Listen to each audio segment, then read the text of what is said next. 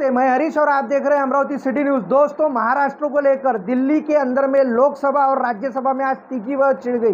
बता दें आपको, क्योंकि महाराष्ट्र के मुंबई के पूर्व कमिश्नर जिन्होंने महाराष्ट्र के मुख्यमंत्री उद्धव ठाकरे इनको एक लेटर लिखा था और जिसमें बताया गया था कि महाराष्ट्र के गृह मंत्री इन्होंने सचिन वाजे इनको महीने की मुंबई से 100 करोड़ रुपए वसूली करने का टारगेट दिया था। इसी को लेकर बीजेपी महाराष्ट्र सरकार को एक और घेर रही है। उसी दौड़ के अंदर में अमरावती के सांसद नवनीत राणा ये भी कहीं पीछे नहीं है, क्योंकि ये पिछले कुछ दिनों से जिस तरह से महाराष्ट्र सरकार के ऊपर में टीकास्त्र छोड़ रही है, ये भी देखने लायक बात है। आज तो उन्होंने एक कदम आगे बढ़ते हुए लोकसभा के अंदर में महाराष्ट्र के अंदर में जो भी चीज़ें हो रही है इसका मुखिया उद्धव ठाकरे को बता दिया है। उन्होंने यहाँ तक के कह दिया कि महाराष्ट्र के अंदर में कहा किसकी ट्रांसफ़र करना है और किससे कितना पैसा वसूल करना है, यह सब उद्धव ठाकरे चला रहे। आपका बहुत बहुत धन्यवाद। जिस हिसाब से मेरे कॉलीग्स ये हाउस में ये बता रहे हैं महाराष्ट्र में किस तरीके से खंडनी वसूली का काम किया जा रहा है, मैं आपको बताना चाहूंगी, जो व्यक्ति 16 साल सस्पेंड रहा, जो व्यक्ति 60 दिन पुलिस स्टेशन में रहा, जेल में रहा, उसे फिर से रीजॉइनिंग किस बेस पे की गई? जब बीजेपी की सरकार थी, जब उद्धव साहब ने खुद माननीय देवेंद्र फडणवीस साहब को फोन किया और उन्होंने कहा इस व्यक्ति को, सचिन वाजे को, इनको रीस्टेट कराना चाहिए, रीजॉइनिंग सर्विस देनी चाहिए, तब आदरणीय फडणवीस साहब ने उन्होंने स्पष्ट नकार दी। उनकी पूरी हिस्ट्री देखते बराबर उन्होंने नकार देते हुए उन्हें ज्वाइनिंग नहीं कराई।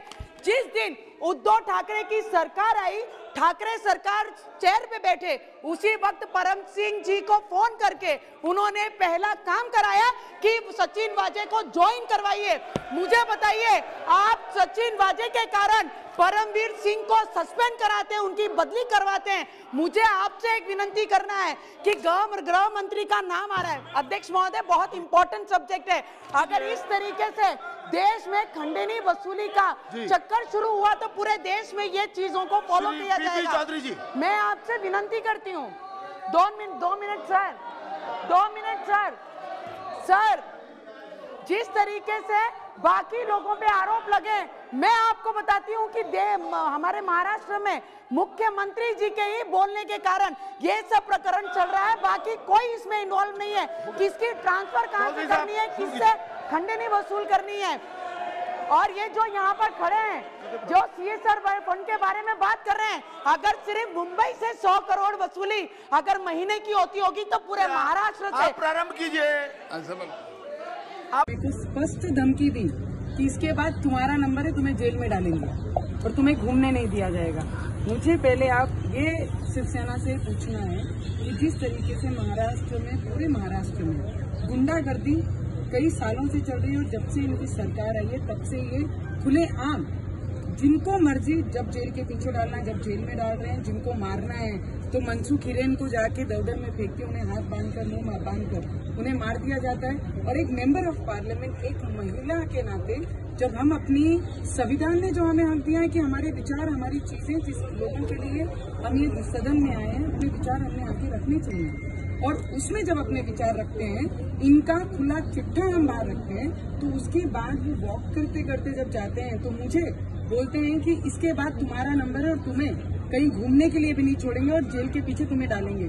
मुझे एक बात उनको पूछना है कि एक महिला को ऐसा थ्रेटनिंग करना सदन के अंदर, ये कितना योग्य है, ये चीज उनसे पूछनी है। और पहले भी मुझे बहुत सारे धमकी के पत्र शिवसेना के द्वारा आए हैं कि जो चेहरा लेके घूमती है वो चेहरे को तेजाब डाल के जला दिया जाएगा।